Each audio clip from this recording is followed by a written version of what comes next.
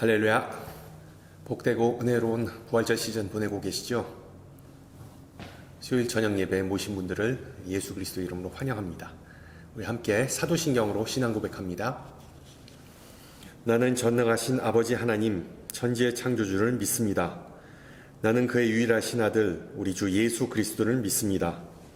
그는 성령으로 잉태되어 동정녀 마리아에게서 나시고 본디오 빌라도에게 고난을 받아 십자가에 못 박혀 죽으시고 장사된 지 사흘 만에 죽은 자 가운데서 다시 살아나셨으며 하늘에 오르시어 전능하신 아버지 하나님 우편에 앉아 계시다가 거기로부터 살아있는 자와 죽은 자를 심판하러 오십니다. 나는 성령을 믿으며 거룩한 공교회와 성도의 교제와 죄를 용서받는 것과 몸의 부활과 영생을 믿습니다. 아멘. 우리 함께 찬송가 459장 하시겠습니다. 459장. 예전 찬송가는 514장이고요. 459장 누가 주를 따라 우리 함께 찬양합니다.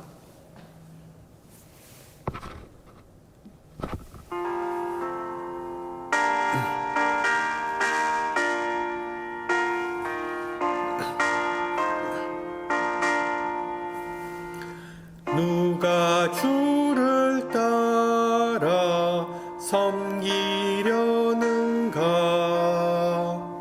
누가 죄를 떠나 주만 따를까?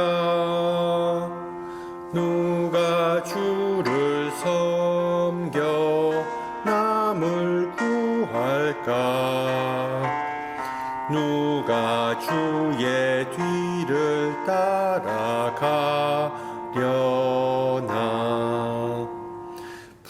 부르심을 받아 주의 은혜로 주를 따라가네. 주만 따르네. 세상 영광 위에 따름 아니요 그 신사랑 인해 주만 따르고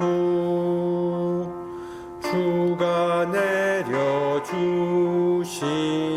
은혜 힘입어 주의 뒤를 따라 힘써 일하네. 부르심을 받아 주의 은혜로 주를 따라가네. 주만 따르네.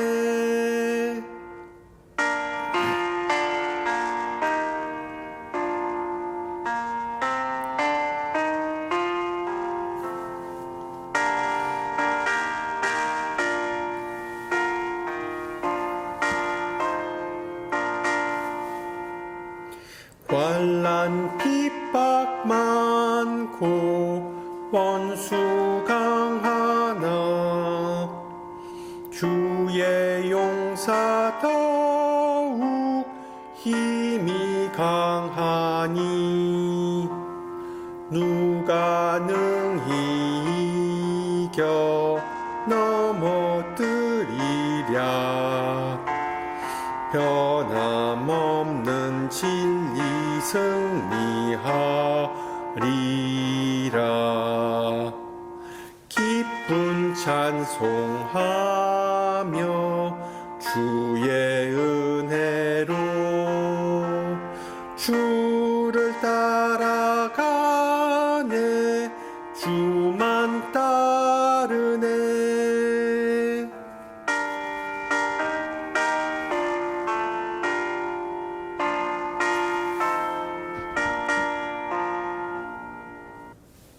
아멘. 하나님께서 오늘 저녁 우리에게 주신 말씀 마가복음 16장입니다. 마가복음 16장. 제가 가진 성경으로 신약 85페이지입니다. 마가복음 16장. 말씀을 받들어 봉독합니다. 안식일이 지남에 막달라 마리아와 야고보의 어머니 마리아와 또 살로메가 가서 예수께 바르기 위하여 향품을 사다 두었다가 안식 후 첫날 매우 일찍이 해 돋을 때 그 무덤으로 가며 서로 말하되 누가 우리를 위하여 무덤 문에서 돌을 굴려 주리요 하더니 눈을 들어본즉 벌써 돌이 굴러져 있는데 그 돌이 심히 크더라. 무덤에 들어가서 흰 옷을 입은 한 청년이 우편에 앉은 것을 보고 놀라매 청년이 이르되 놀라지 말라. 너희가 십자가에 못 박히신 나사렛 예수를 찾는구나. 그가 살아나셨고 여기 계시지 아니하니라. 보라, 그를 두었던 곳이니라. 가서 그의 제자들과 베드로에게 이르기를 예수께서 너희보다 먼저 갈릴리로 가시나니 전에 너희에게 말씀하신 대로 너희가 거기서 배우리라 하라 하는지라.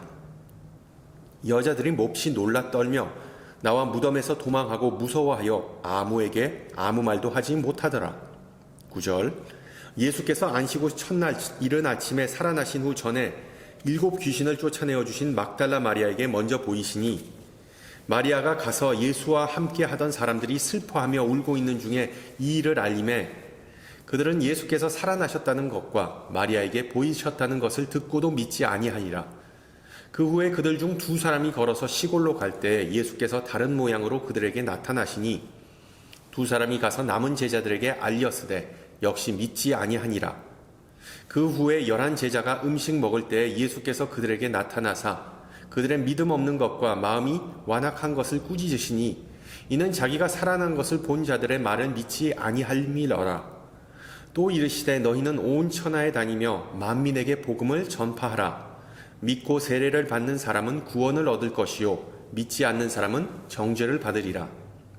믿는 자들에게는 이런 표적이 따르니 곧 그들이 내 이름으로 귀신을 쫓아내며 새 방언을 말하며 뱀을 집어올리며 무슨 독을 마실지라도 해를 받지 아니하며 병든 사람에게 손을 얹은즉 나으리라 하시더라. 주 예수께서 말씀을 마치신 후에 하늘로 올려지사 하나님 우편에 앉으시니라. 제자들이 나가 두루 전파할세 주께서 함께 역사하사 그 따르는 표적으로 말씀을 확실히 증언하시니라. 아멘. 예전에 흥미롭게 읽은 어느 기사에서 본 내용인데 교회와 영화관, 기독교와 영상산업의 유사점을 분석하는 그런 내용이었습니다. 우선 성과 속이라는 본질적인 차이에도 불구하고 이 교회와 영화관은 현재 어려운 시기를 겪고 있다는 점에서 상당히 유사하죠. 알다시피 극장을 찾는 관객이 예전과 같지 않습니다. 마찬가지로 수많은 교회가 코비드 사태 이전의 출석률을 회복하지 못하고 있습니다. 연구 결과에 의하면 예전에 비해 한 80%의 교인만이 주일 예배에 다시 출석하고 있다고 합니다. 그 이유는 앞서 말씀드렸듯이 코로나 팬데믹과 더불어 그 락다운의 여파이겠죠. 또한 그로 인해 급부상한 온라인 스트리밍 서비스를 그 주범으로 꼽을 수 있답니다. 이제 사람들은 집에서 넷플릭스로 디즈니 TV와 같은 걸로 선호하는 영화를 관람합니다. 마찬가지로 교회가 아닌 집에서 온라인으로 예배하는 사람이 점점 많아졌습니다. 그래서 영화 산업이나 교회 둘 다 이제 변하지 않으면 안 된다는 공통적인 그런 위기감을 느끼면서 살아남기 위해 발버둥 친다는 것이 그 기사의 내용이었습니다. 그러나 많은 사람이 이런 환경적, 시대적, 구조적 문제점과 더불어 영화의 전체적인 질과 내용이 지난 한 20년과 많이 떨어졌다는 점을 지적하기도 합니다. 저도 아마 그런 이유 때문에 이제 더 이상 영화관을 찾지 않는 것 같습니다. 저도 이제 점점 나이를 먹으면서 영화를 고르는 기준이 재미보다는 감동입니다. 여운을 남기는 영화가 좋은 영화라는 그런 생각이 이미 마음속에 자리 잡고 있는 것 합니다. 여러분이 봤던 영화 중에 심금을 울리고 많은 생각을 하게 해준 그런 영화가 혹시 있었는지요? 제가 예전에 본 영화 중에 The Truman Show라는 영화가 있었습니다. 많은 분들도 보셨겠죠. 그 내용을 간략하게 소개하자면 정말 현실처럼 꾸며진 가상의 스튜디오 안에 살고 있다는 그 사실을 인식하지 못하는 한 남자의 인생을 전 세계 사람들에게 쉬지 않고 방영하는 24시간 방영하는 그런 텔레비전 쇼가 그 배경이었습니다. 그리고 주인공은 그 사실을 조금씩 인지해가고 자기 삶의 진실을 발견하려고 파고드는 그런 이야기입니다. 저는 특히 그 영화의 마지막 장면에서 깊은 감동을 받았습니다. 주인공이 자신이 전 세계 사람들에게 그 삶이 낱낱이로 까발려지고 그리고 또한 방송되고 있다는 사실을 알고 주인공이 그 카메라를 바라보면서 스마일하고 이런 대사를 합니다. 못 볼지도 모르니까 미리 인사하죠. Good afternoon, good evening, good night. 그리고 미련 없이 스튜디오 문을 열고 퇴장하는 모습으로 영화가 막을 내립니다.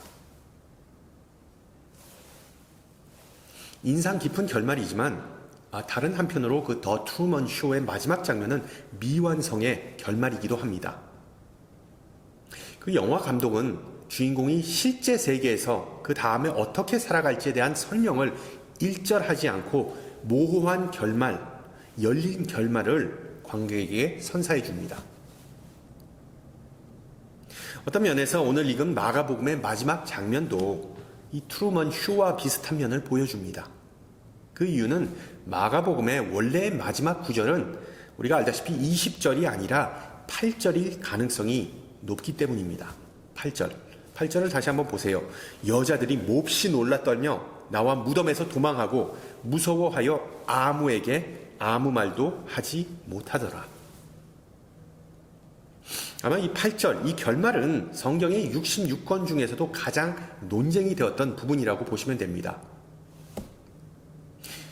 교회의 역사를 보면 많은 설교자는, 많은 교회는, 많은 교단은 부활하신 예수님께서 제자들에게 나타나 복음을 전하라는 내용이 언급된 마태, 누가, 그리고 요한복음에 나오는 부활 이야기를, 그 부활 버전을 더 선호하였습니다. 왜? 끝이 아주 명확하고 그리고 해피엔딩으로 파워풀하게 마무리 짓기 때문이죠. 반대로 많은 설교자는 부활에 관한 마가복음 본문을 아직까지도 좀 껄끄러워합니다. 왜? 그 결말이 뚜렷하지 않고 갑자기 흐름이 뚝 끊기고 트루먼 쇼와 같이 열린 결말, 오픈 엔딩을 제공하기 때문이죠. 무슨 얘기인가 하면 여러분께서 지금 가지고 계신 성경 아마 대부분 다 개역개정 4판일 겁니다. 개역개정 4판 성경을 보면 마가복음 9절에서 20절이 괄호, 그러니까 브래켓, 괄호 안에 들어가 있는 것을 보실 수 있을 거예요. 거기 다 인쇄되어 있죠. 그리고 그 9절 시작하는 부분에 보면 각주가 붙어 있을 텐데, 번호가 붙어 있을 텐데, 그 각주에 해당하는 페이지 맨 아래에 있는 그 설명을 보면 이렇게 조그맣게 나와 있습니다. 크게가 아니라. 어떤 사본에는 9절에서 20절까지 없음, 이런 기록을 찾을 수 있으실 겁니다. 우리 한국어 성경, 정확히 말하면 한국어 성경 번역자들은 좀 정직하지 못한 부분이 있는데 대부분 영어 성경을 보면 이렇게 얘기합니다. 가장 초기의 사본들은 9절에서 20절이 없음이라고 기록하고 있습니다. 아니면 후기의 몇 개의 사본들만 9절에서 20절을 포함하고 있음이라고 나옵니다. 또 어떤 성경에서는 마가복음 16장이 20절이 아닌 22절에서 끝납니다. 여러분께서 가진 성경에는 아마 없을 텐데 어떤 영어 성경에는 22절까지 나오는 성경이 있습니다. 그 내용이 뭐냐면은 제가 읽어드릴게요. 들어보세요. 그 여자들은 베드로와 그의 동료들에게 가서 그들이 들은 모든 것을 간추려서 이야기해 주었다. 그 뒤 예수께서는 친히 제자들을 해가 뜨는 곳에서, 그러니까 동쪽이죠, 해가 지는 곳까지 서쪽으로 보내시어 영원한 구원을 선포하는 거룩한 불멸의 말씀을 전하게 하셨다. 이런 내용이 덧붙인 그런 성경도 있습니다. 영어 성경 중에서 이런 성경도 있어요. 종합해보면 마가복음 16장은 원래의 결말, 즉 1절에서 8절, 그리고 추가된 결말 9절에서 20절, 그리고 중간 결말 21절에서 22절이 있다는 얘기입니다. 복잡하죠? 이게 무슨 얘기인가 하면 초대교대 시대에는, 신약 시대에는 수많은 사본이 존재했기 때문에 우리가 가진 이 현대어 성경은 마가복음의 정확한 결말이 어디까지인지를 확신하지 못한다는 그런 뜻입니다. 여전히 내용이 좀 알쏭달쏭할 텐데 우선 사본 혹은 필사본, 영어로 manuscript이라는 그 개념에 대해 좀 설명해 드릴게요.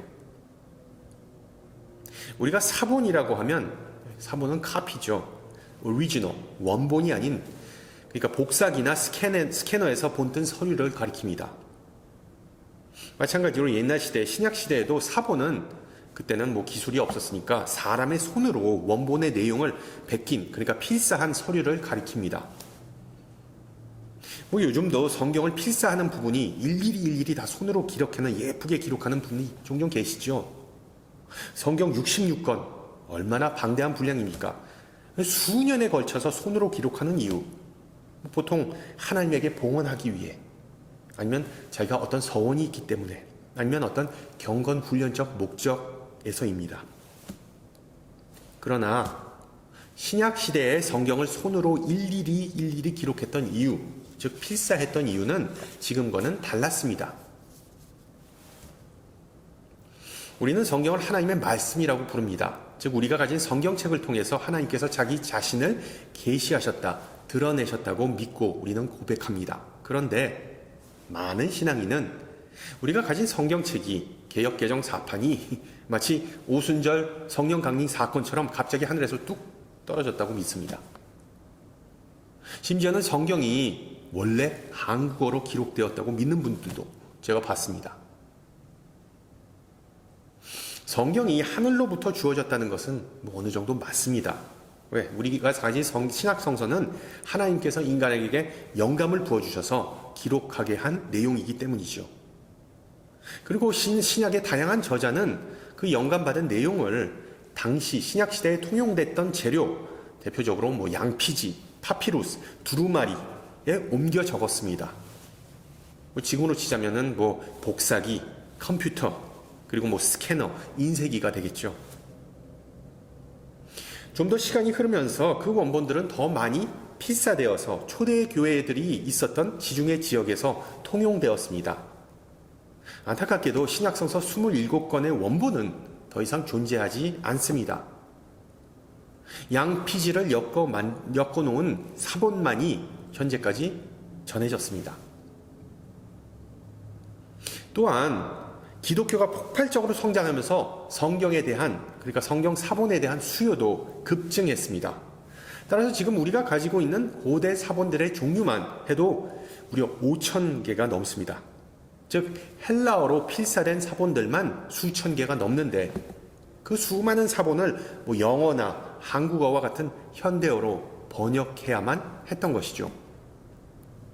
사본이 한두 개라면 번역하는데 어려움이 없었겠지만 무려 5,000개의 다른 종류의 그 사본들이 존재하니까 도대체 어떤 사본이 원본, 우리가 가지고 있지 않는 이제 원본에 가장 가까운 것인지, 가장 신뢰할 만하고 권위 있는 것인지에 대한 질문이 대두되었습니다. 따라서 어떤 화학적 방법, 각종 연대 측정 기술을 동원해서 현대 성경 번역가들은 그 사본들을 하나의 기준을 갖고 이렇게 분류하였습니다. 가장 오래된 필사본이 가장 원본에 가깝다라는 결론을 내렸죠. 그리고 그 이유는 간단합니다. 왜? 후대의 사람들이 성경을 복사하면서, 필사하면서 의도하지 않게 또는 무의식적으로 오류를 범하였을 수 있었기 때문입니다. 예를 들어 원본 상태가 좋지 않으면, 아니면 어느 부분이 손상되어 있으면 그 필사가는 그 내용을 그냥 공백으로 놔둘 수 없으니까 추측해서 메꿔야 할 때도 있었습니다. 그러다 보니까는 좀 더 추가한 내용도 있고, 그리고 뺀 내용도 있었을 수도 있겠죠. 마가복음의 경우 가장 오래된 사본은 8절에서 끝납니다. 대부분의 오래된 사본은 8절에서 딱 끝을 맺습니다.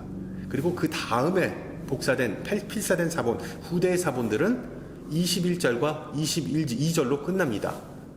또 어떤 사본은 9절에서 20절을 포함하기도 합니다. 또 어떤 사본은 9절에서 22절까지도 있습니다. 따라서 현대 번역가들이 다뤄야 했던 다양한 사본이 성경 아랫부분 그 각주밀안에 명시된 것이죠. 자, 문제는 마가복음 저자 마가가 본인이 원래 8절에서 복음서 내용을 끝내기로 했던 것인지, 아니면 본인이 나중에 어떤 기억나는 것이 있어서 추가했던 내용, 즉 9절에서 22절이 있었는데 그것이 모종의 이유로 원본, 그러니까 16장 1절에서 9절과는 분리되게 되었는지입니다. 그 진실을 아는 사람은 마가 본인 빼고는 아무도 없습니다. 왜? 더 이상 말씀드렸듯이 원본이 존재하지 않기 때문이죠. 그러나 대부분 학자들은 마가복음의 원래의 결말은 끝부분은 8절이라는 의견을 모읍니다. 그 뒤에 나오는 구절은 아마도 주후 한 2세기, 3세기경에 필사가들이 덧붙인 내용이라는 견해입니다. 왜 후대의 필사가들이 그렇게 할 수밖에 없었는지 8절의 내용을 주의 깊게 읽으면 알 수 있는 부분이죠. 다시 한번 8절을 보세요. 여자들이 몹시 놀라 떨며 나와 무덤에서 도망하고 무서워하여 아무에게 아무 말도 하지 못하더라. 자, 이제 성경을 필사하는 처지에서 원본의 내용이 만약에 이렇게 끝난다면 마무리가 좀 찝찝하다고 느껴지지 않겠습니까? 예수님의 생애, 특히 죽음과 부활에 관한 그런 은혜로운 내용이 예수의 추종자인 어떤 여인들이 두려워했다라는 문구로 끝맺는 것이 과연 타당할까요? 적어도 성경을 읽는 독자에게 어떤 영감이나 도전을 주는 결말은 아닌 게 분명합니다. 아니면 제자들에게 가서 부활하신 예수님의 소식을 전하라는 명령을 그 누구도 아닌 천사에게 받은 여인들이 그 당시에 경황이 없어서 너무 겁을 먹어서 아무에게도 말하지 못하였다라는 내용이 후대의 독자에게 모범적인 사례로 비춰졌겠습니까?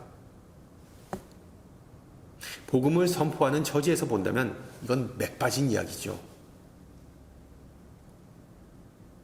상식적으로 그런 결말은 부활하신 예수님, 승리하신 예수님을 욕보이게, 상당히 그냥 낮게 보이게 하는 그런 결말입니다. 여인들이 겁을 먹어서 끽소리도 못했다라는 내용보다는 좀 더 밝고 그리고 희망찬 긍정적인 결말을 기대하는 것은 인지상정이겠죠. 물론 마태, 누가, 요한복음을 보면 부활의 아침에는 수많은 사건이 발생했던 것이 증명이 됩니다.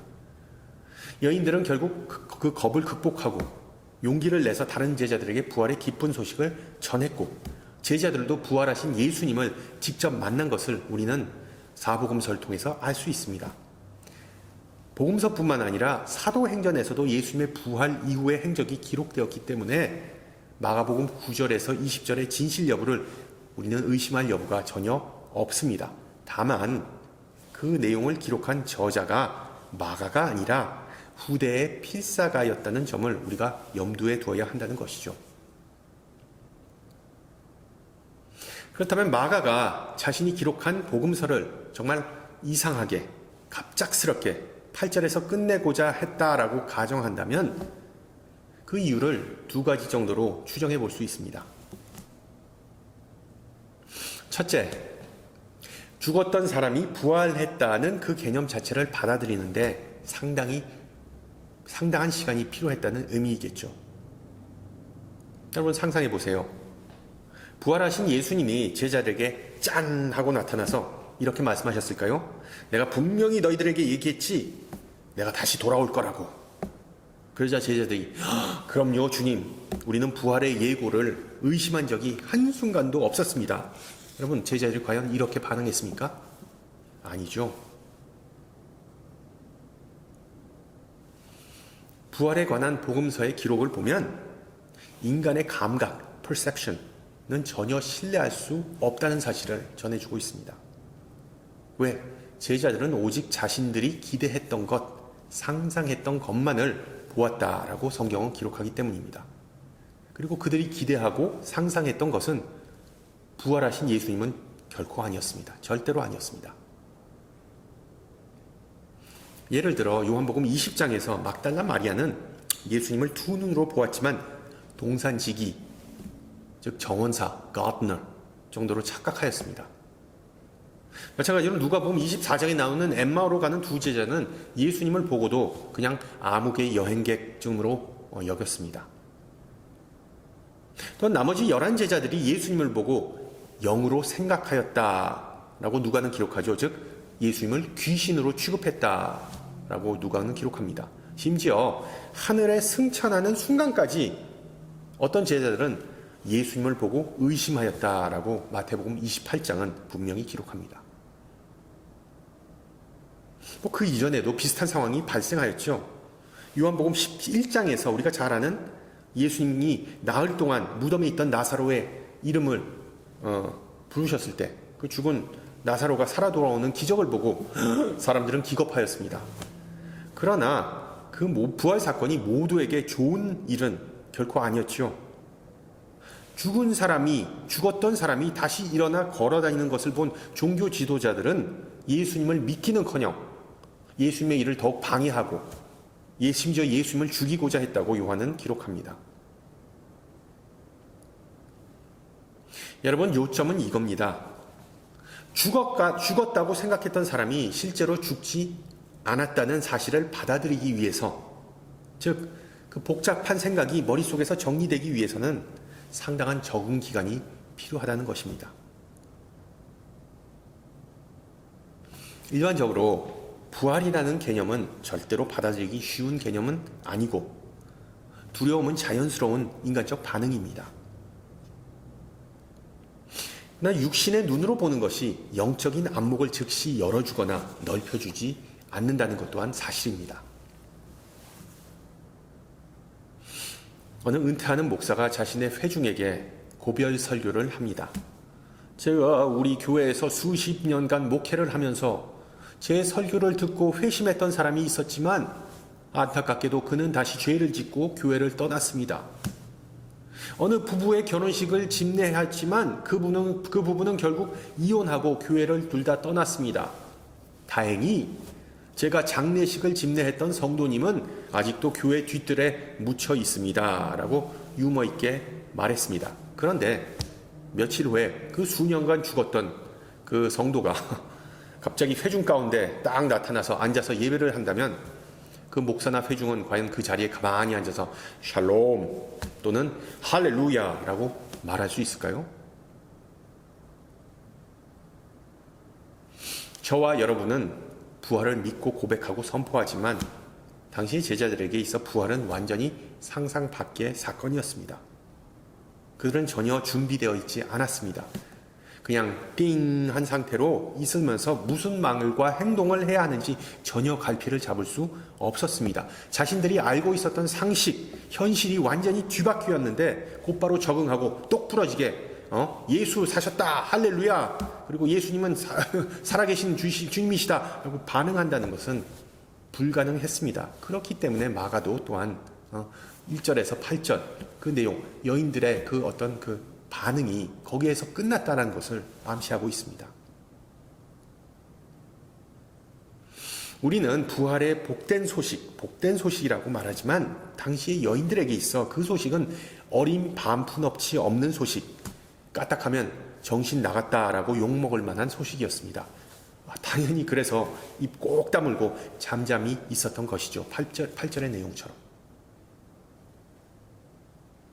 그리고 성경을 읽으면서 우리는 그 세 여인의 그런 그 당시의 두려움과 또한 그로 인한 소극적 태도를 이해하지 못하고 과소평가하는 경향이 있습니다. 여러분 당시의 상황을 한번 상상해 보세요. 예수님의 장례 절차를 마무리 짓기 위해 나름대로 그 여인들은 대단한 용기를 발휘하여 무덤에 오지 않았습니까? 예수님은 우리가 아는 대로 금요일 일몰 바로 전에 즉 안식일이 시작하기 직전에 돌아가셨기에 그 시신을 제대로 준비해서 안치할 여유가 없었습니다. 따라서 안식이 끝난 다음 날 그러니까 주일 아침 일요일 아침에 여인들은 그 향유를 들고 무덤으로 향하였습니다. 당연히 무덤을 가로막고 있는 그 큰 반석을 어떻게 옮겨야 할지 고민스러웠습니다. 예수님께서 무덤에서 스스로 일어나서 그 무덤을 밀어내고 나가셨다는 시나리오를 그 여인들은 상상조차 할 수 없었습니다. 물론 그 여인들은 슬펐지만 또한 그런 상황 전혀 새롭지 않았습니다. 왜? 예전에 측근들이 죽었던 적이 있었고 자신들이 어떻게 무엇을 해야 할지 잘 알고 있었기 때문이죠. 또한 예수님은 이제 죽어서 영영 다시 못 본다는 것은 그들에게 있어 기정사실이었습니다. 예수님께서 부활하셨다는 생각은 상상조차 할 수 없는 소위 말해서 죽도록 무서운 개념이었습니다. 여러분, 우리는 어떻습니까? 자, 생각해보면 그 여성들의 모습과 별반 다를 게 없습니다. 우리가 부활을 믿는다고 자부하지만 여성들의 절망과 체념이 우리의 삶 속에서 나타나는 경우가 실제로 많습니다. 살다 보면 실패도 하고 실망도 하고 소멸을 경험합니다. 즉 우리의 계획과 꿈이 어떻게 그냥 완전히 땅바닥에 떨어져 버리고 죽어버리고 없어진 모습을 문득 발견하는 때가 있죠. 그래서 때로는 우리가 죽도록 고통스럽고 짜증나고 절망적이지만 뭐 어떻게 하겠습니까? 산 사람은 살아야지. 매번 잘 될 수 없다. 사는 게 다 그런 거다. 화무 11홍과 같은 말로 자신을 위로합니다. 그러나 부활은 이런 모든 사고를, 이런 모든 핑계를 완전히 뒤바뀌는 사건입니다. 부활은 예수님께서 무덤을 박차고 나왔다는 사실뿐만 아니라 우리의 연약하고 전망이 어두운 인생 가운데서 하나님의 사랑이 승리하신 사건입니다. 부활은 단순히 기념의 대상이 아닙니다. 그것은 실존과 경험의 대상입니다. 예수님이 사셨다는 것은 단순히 어떤 역사적 사건이 아니라 실존적 사건입니다. 즉 그 살아계신 예수님께서 우리를 돌보시기 때문에 지금도 우리의 현세와 내세를 주관하시기 때문에 그 임재하심과 화평을 꾸준히 우리에게 지금 즉시 여기서 공급해 주시기 때문에 우리는 더욱 예수님의 형상을 지금 이 시간에도 닮아갈 수 있습니다. 할렐루야. 물론 부활이 잊힌 꿈과 소망을 다 이루어준다는 의미는 아니겠죠. 부활이 만사 형통을 보장하는 열쇠는 아닙니다.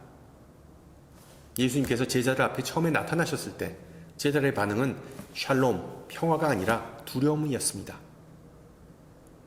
그러나 부활로 말미암아 이제 우리는 어려움과 꿈을 맞이하는 태도가 바뀔 수가 있습니다. 더는 절망 때문에 주저앉는 것이 아니라 희망이 예수님의 부활의 소망이 우리의 삶의 원동력이 된다는 것을 기억하시기 바랍니다. 둘째, 마가복음의 갑작스러운 결말이 전해주는 또 하나의 메시지는 바로 그 후속편의 저자가 바로 우리라는 것입니다. 우리. 상호작용, 영어로 interactivity. 상호작용은 정보화 시대, 우리가 사는 이 정보화 시대의 핵심적 개념이죠. 컴퓨터에 단어를 이렇게 입력하면 수십 아니 수백 가지의 검색 결과가 나옵니다. 상호작용을 하는 거죠. 마찬가지로 비디오 게임을 할 때 키보드나 이 조이스틱을 어떻게 움직이느냐에 따라 결과가 완전히 다르게 나옵니다. 예를 들어 내가 오른쪽으로 가고자 움직이면 그러면 죽을 수도 있고, 그리고 왼쪽으로 가면 살 수 있고, 가운데 길로 가면 동료를 얻을 수 있고, 보물을 얻을 수 있다 등등. 이 결말을 알 수 없기 때문에 게임을 하는 사람을 구경하는 것만으로도 재밌습니다. 어떻게 보면 마가복음의 결말도 이 비디오 게임과 비슷하다고 할 수 있죠. 8절로 복음서를 마무리 짓는 마가의 의도는 천사가 여인들에게 주문한 내용과 같은 맥락입니다. 예수께서 너희보다 먼저 갈릴리로 가시나니 전에 너희에게 말씀하신 대로 너희가 거기서 배우리라. 바꾸어 말하면 제자들이 또한 우리들이 계속해서 복음서의 이야기를 이어가라는 것입니다. 예수님의 명령을 따라 갈릴리로 가서 예수님의 발자취를 따라가서 거기서 예수님께서 우리를 또 어느 곳으로 인도하시는지를 기록하라는 것입니다. 부활의 이야기를 완성하라. 이것을 다른 표현으로 하면 예수님의 증인이 되어라입니다. 증인이 되어라. 말로 예수님께서 우리에게 행하신 일들을 전하고, 그리고 또한 행동으로 우리의 손과 발로 우리가 받은 그 사랑과 은혜를 다른 이들과 나누는 것입니다. 그것이 바로 부활의 의미이자 정신입니다. 예수님은 우리에게 이런 펜을 손에 쥐어주시면서 하나님의 아름다운 사랑 이야기를 이제 써내려 가기를 원하시는 것입니다. 물론 모든 이가 다 실력 있는 이야기꾼이나 글 작가는 아닙니다. 그러나 적어도 모든 신앙인은 우리 예수님에 관해 뭐라도 할 얘기가 있어야 하지 않겠습니까? 물론 어떤 이는 죽은 사람이 다시 살아나는 것에 대해 여전히 납득이 안 될 수 있습니다. 제자들이 그랬습니다. 또 어떤 사람은 자신이 입을 열면 다른 사람이 이상하게 쳐다볼까봐 그냥 입 다물고 있을 수도 있습니다. 여인들이 그랬습니다. 또 어떤 사람은 부활하신 예수님은 바로 여기 내 마음속에 계신다라는 머리말로써 예수님의 이야기를 이어갈 수 있습니다. 예수님에 관한 개개인의 이야기, 자신의 고백이 어떤 것이든 우리가 잊지 말아야 할 사실은 부활은 결코 제자들의 신실함, 즉 그들이 믿고 안 믿고의 문제가 아니라는 것입니다. 또한 부활은 우리의 신실함도 아닙니다. 우리가 믿거나 말거나 부활은 하나님의 신실하심과 은혜가 그 핵심입니다. 그리고 그 하나님에게 있어 불가능한 일은 결코 없습니다. 그리고 그 하나님과 함께라면 인간의 두려움과 침묵은 결코 승리할 수 없다는 사실을 늘 의지하고 찬양하는 성도가 되시기를 축원합니다. 우리 함께 기도합니다. 사랑이 많으신 주님, 예수님의 삶과 죽음과 부활의 믿음을 통해 우리를 그리스도의 몸된 지체 삼아주심을 감사드립니다. 오늘 저녁 마가복음을 통하여 부활의 사건과 그 의미를 다시 일깨워 주심을 감사드립니다. 우리가 사는 지금 이 삶의 자리와 상황 속에서 주님의 사랑과 임재하심, 그리고 그 비전을 우리에게 새롭게 보여주심을 감사드립니다. 또한 여인들을 증인 삼으시고 우리의 삶 가운데서 그들의 모습을 다시 보게 하심을 감사드립니다. 비록 우리가 믿는다고 입술로 고백하지만 수많은 두려움과 의심에 휩싸일 때가 있습니다. 부활의 신비를 잘 이해하지 못하거나 오직 관념적으로 받아들일 때가 있습니다. 또한 인간의 제한된 지식과 언어를 통해 부활을 설명하는 우를 범하였음을 고백합니다. 인간의 연약함과 한계에도 불구하고 주님은 우리에게 가서 복음을 전하라고 명하셨습니다. 우리의 언행을 통하여 부활의 후속편을 쓰라고 명하셨습니다. 주님의 백성이자 자녀로서 그리스도를 통하여 선물 받은 부활의 생명과 능력을 온 세상에 알리고 또한 나누게 하옵소서.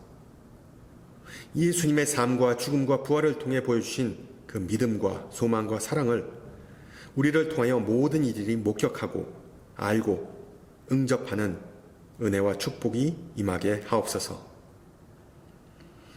함께 주님 가르쳐준 기도합니다. 하늘에 계신 우리 아버지, 아버지의 이름을 거룩하게 하시며 아버지의 나라가 오게 하시며 아버지의 뜻이 하늘에서와 같이 땅에서도 이루어게 하소서. 오늘 우리에게 일용할 양식을 주시고 우리가 우리에게 잘못한 사람을 용서하여 준 것 같이 우리 죄를 용서하여 주시고 우리를 시험에 빠지지 않게 하시고 악에서 구하소서. 나라와 권능과 영광이 영원히 아버지의 것입니다. 아멘. 네, 예배를 마쳤습니다. 날씨가 오락가락하는데 글쎄요, 많은 분들이 알레르기 때문에 좀 고생하시고 또한 독감 때문에 또 교회에 못 오신 분들도 꽤 있네요. 여러분 항상 강건하시고요. 전 다음 주 이 시간에 뵙겠습니다. 샬롬.